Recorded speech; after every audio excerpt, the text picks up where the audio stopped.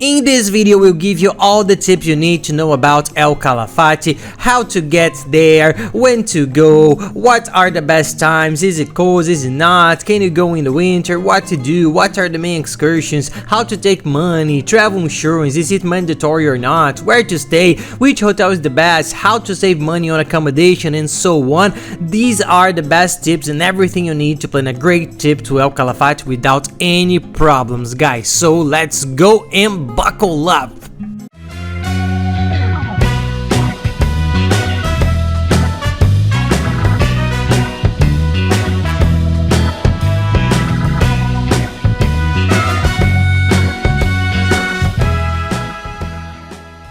Hey guys, for those who don't know me, I'm Gabriel Lorenzi, creator of the Grupo Dicas, one of the largest travel content networks in the world, and in this video we put together the main tips, the most important ones for you to be able to organize and put together a trip to El Calafate. It's an incredible place, but it needs planning, it needs attention, there are lots of details, some problems, there are situations that people sometimes put themselves in which you really can't predict, so you have to do your research, you have to listen a lot, watch videos, do research, because it's a very different place, but it's worth it because it's one of the most incredible places in the world. So give us a like, subscribe to the channel because that helps us a lot, and let's go. Guys, the first tip that I think is the most important of all, okay, is when to go to El Calafate. There's a problem there, and why? When you look at El Calafate, the main tourist attractions are the Perito Moreno, which is that gigantic slab of ice the size of Buenos Aires, 17 meters high, it's beautiful, it's surreal, but it's icy, so everyone thinks, oh, it's nice to visit there in the winter to see the snow, but it's not, okay? Unlike Ushuaia, which is nice to go in the winter, Bariloche, El Calafate is a little more complicated. It's not the best time because it's very cold, and what happens is that in the summer you can enjoy all the excursions. Unlike other places, the Perito Moreno ice sheet remains the same in the summer. You can get around, you can enjoy the city center much more, the lakes are more beautiful. So for El Calafate, the best time to travel there is from October to March. That's fall, summer, early spring, so try to avoid the winter, okay? Can you travel in the winter? Yes, you can, there's no problem. Some people like it extremely cold. There are some excursions that you won't be able to do, such as the trail on top of the Perito Moreno called Big Ice. It's closed because it's very cold, there's no way. There are some things that get a bit complicated. In the summer you can enjoy it a bit better, so my tip would be to try to focus on October through March. November, December and January are the best months as far as the weather is concerned, because even in the summer the maximum temperature is 20 degrees Celsius, so it's not hot, it's not summer, it's just a bit less cold than winter. How do you get to El Calafate? Many people don't even know where it is. El Calafate is at the bottom of Argentina, almost at the end of South America. It's below Buenos Aires and a bit above Ushuaia. Many people do Buenos Aires, El Calafate and Ushuaia as well. It's a beautiful place, well worth a visit, but I think it's best to focus on the trip to El Calafate first, also because of the time of the year, which is different. There's slightly different ideas, Ushuaia and El Calafate, but then in El Calafate you need to make a stopover in Buenos Aires. There are no direct flights. From any country you can fly to Buenos Aires, so you can take a quick flight to Buenos Aires, which has plenty of flight options, and then you're off to El Calafate. Tips, okay guys, if you are already going to take the flight to Buenos Aires, you can take it separately instead of making a quick connection. If you don't know Buenos Aires, stay for 2 days in Buenos Aires, 2 or 3 days, you can really enjoy the city, then you can buy the flight separately. It will be the same price, but you will also enjoy another city, and Buenos Aires it's much cheaper and easier to visit than El Calafate, so that's a plus for your trip.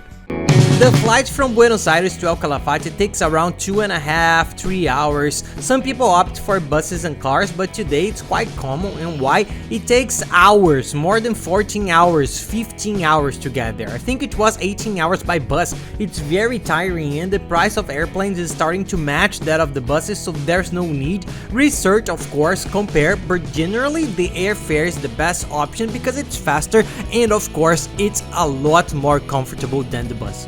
Now, where to stay in El Calafate? That's an easy task, right? Unlike Buenos Aires, which has several nice neighborhoods to stay in, El Calafate has downtown. I'm even going to put on the map here, folks, on the screen. The custom map that we created that has this center with this area delimited. This is the center of El Calafate, so that's where all the restaurants and stores are. You can do everything on foot, supermarkets, buying food, saving money on meals. You can walk around, the museums, everything is there. So it's a very nice place place, the tours to the more remote places, to the glacial lakes, to those places a little bit that are 50 minutes, an hour away, all the agencies that pick you up from the hotel are in the center, so the center area is the best option of all. There's the lake above. There are some hotels that have a view of the lake. You can see on the map that it's an incredible lake. It's beautiful. If you can get it, it's good. If not, don't worry guys, there are several options. I'm going to leave the link to this personalized map that we created below in the description of the video. Just open it. It's inside one of the biggest sites, the biggest hotel search engine in the world,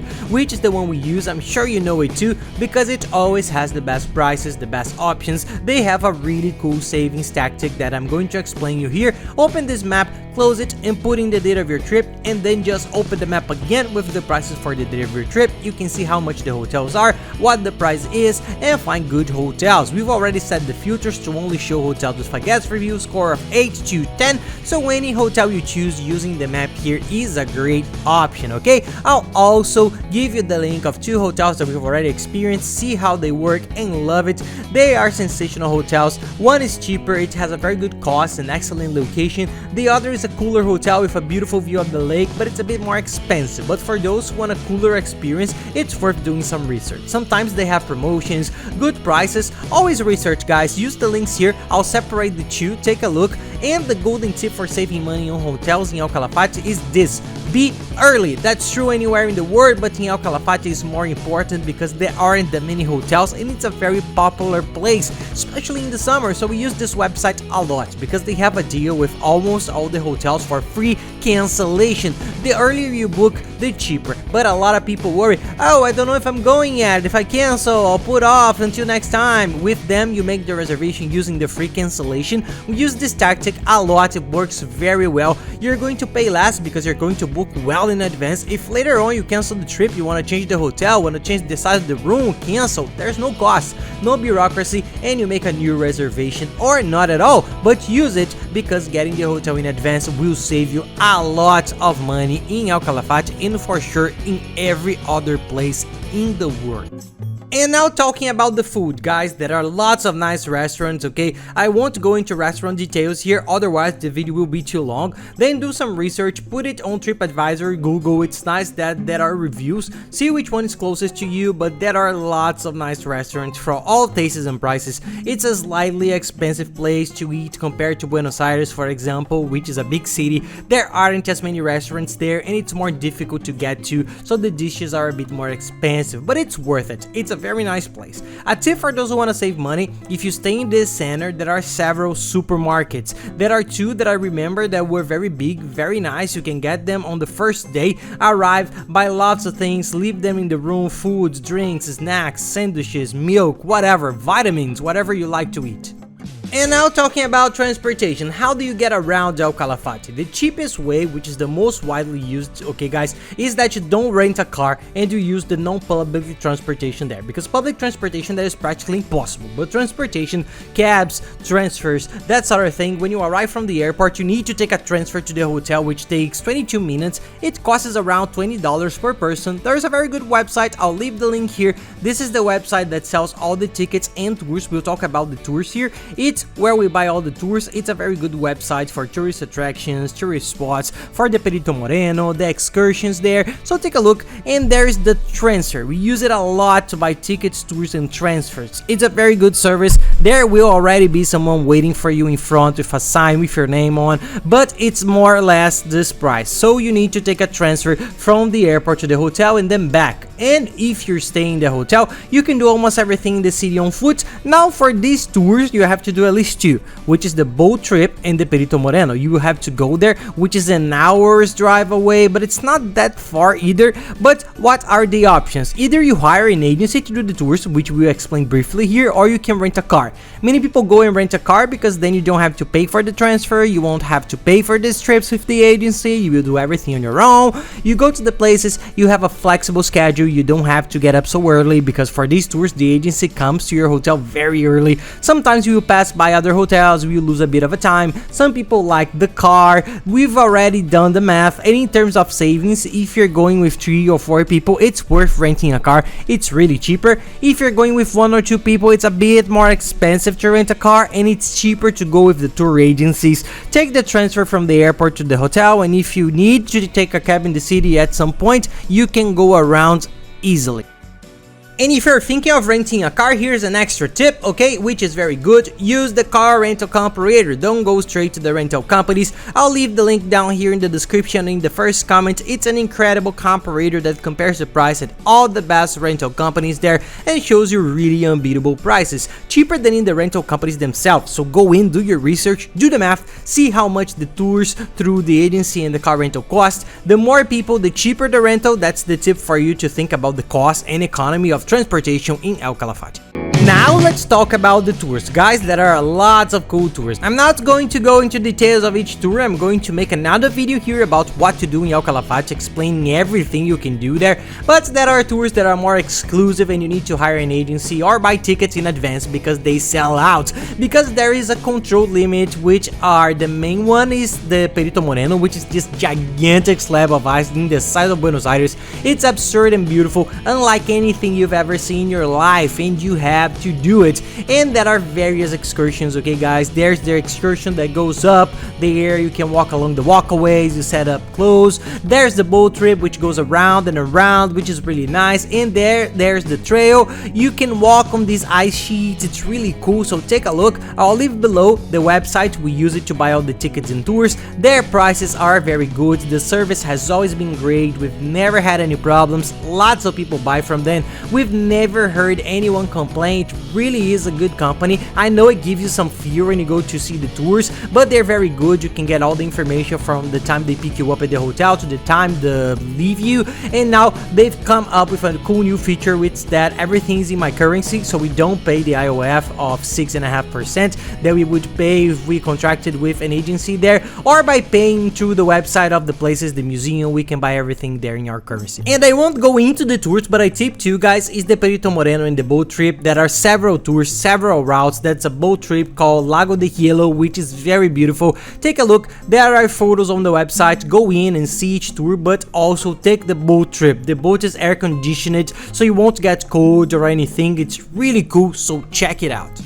Now let's talk about clothes, guys. A lot of people ask a lot, but do I need to prepare thermal clothing, cold clothing? It depends. If you're going in the winter is pretty heavy. You need heavy clothes. In the summer, you might need to take a second skin, which is that thin garment you put underneath, you know, either a t-shirt or pants, boots, sneakers, you know, more prepared. Thermal and a thermal jacket, jeans over the thermal pants, that's good enough. That's why it's much easier in the summer, but you still need to be prepared. And a tip, there are stores there where you can rent, so if you don't have winter clothes, you will only wear them one day. Oh, I don't want to spend money on that. You can rent the clothes there, or you can buy them. A good tip, if you're going to stop off in Buenos Aires beforehand and stay there for 2 days, go to any mall, look at some nice stores. They have much cheaper prices than there. Then you can buy some clothes, a nice thermal jacket, waterproofs, pants, maybe boots, and then you go there. It's already for you. You will have it for the rest of your life. It's a good tip for saving money, but if you need it, you can rent it there with no problem at all, but you need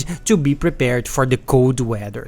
Another important tip, guys, especially for this more remote place, is international travel insurance. Don't travel abroad without one, because not only is it very important, it's also very cheap, so there's no reason not to get one. To give you an idea, for the 7 days of the trip, we paid $20 of travel insurance per person to cover you for all those days, an insurance policy that covers up to $30,000 in medical expenses. If you get sick, have an accident, anything, they cover you for everything. There's lots of other coverage, just like loss of luggage. It's very important. Get one because it's worth it, especially for those places with ice, snow, mountains. You never know, it's good to take precautions. There's a website, the golden tip, to save a lot of money, up to half the price of traditional travel insurance. You can use this comparator that I'll leave the link below for you to check out. It compares all the insurers and finds cheaper prices if you go to a travel agency and get the same company as the one one it shows the same insurance, it will be twice as much because they have commission, they have all the agency's costs. On the website you can go straight to the insurance company, so use it, it's very good. I'll leave the link here along with all the other links so you can get organized. And the internet chip, everyone who travels today needs the internet working, there is no way. And the chip has two options. If you really want to save money, you have to buy it in Argentina, it's a bit cheaper. In fact, it's almost 60% of the price, almost half the price. It's cheaper, but there are cons. I prefer the other option. You will have to go to the place, you will spend a couple of hours traveling to a store, looking for a store, talking to the person in Spanish, setting up the cell phone. We've queued for an hour and a bit to get through the phone companies, so it takes a bit longer. You will lose hours that I think are precious during the trip. So what's the other option? This is the cheapest. You will save a bit on the SIM card, but there's another option, which is a SIM card that you can install in your cell phone right away, a digital one, which is a very good company. The nice thing is that the service was in our language. They delivered, if you need to deliver the physical SIM card because your cell phone is old, they deliver it quickly. Excellent service, it's what we use and recommend. I'll leave the link below to take a look at their price, do some research, but the chip is important mainly so that you can locate yourself and post your things. You're going to visit the Perito Moreno and you're not going to post on Instagram, so we always end up using the chip when we travel. It's very good for you to use. And the question everybody asks, how many days to stay in El Calafate? There is no ideal, guys. Everywhere in the world you can enjoy the place in one day. If you can only go for one day, go for one day to enjoy it. But I think the minimum, the ideal to make it worthwhile or worth the trip, the ticket to go there to stay, I think it's 3 days. The minimum, but really the ideal, I think it's between 5 and 7. More than that is too much. But with 3 days you already use them for excursions, one each day, one to Perito Moreno, another to the lakes. On the other day you can also go to El Chateau, which is a very beautiful place, a nearby town. Go to an estancia, which is a beautiful farm, and spend 2 days walking around the center. Go to a restaurant, a museum. There are lots of nice things, so I think the ideal is between 5 to 7 days in El Calafate. I think it's more than enough. And that's it, guys. I hope you liked the video. If you like it, please don't forget to give us the like and subscribe to the channel because that really helps us a lot. And don't forget to check out the other videos, which are really good. I'll leave them up here, the best of them right here in the playlist with all the other videos for you to watch. So thank you very much, guys, and have nice trips.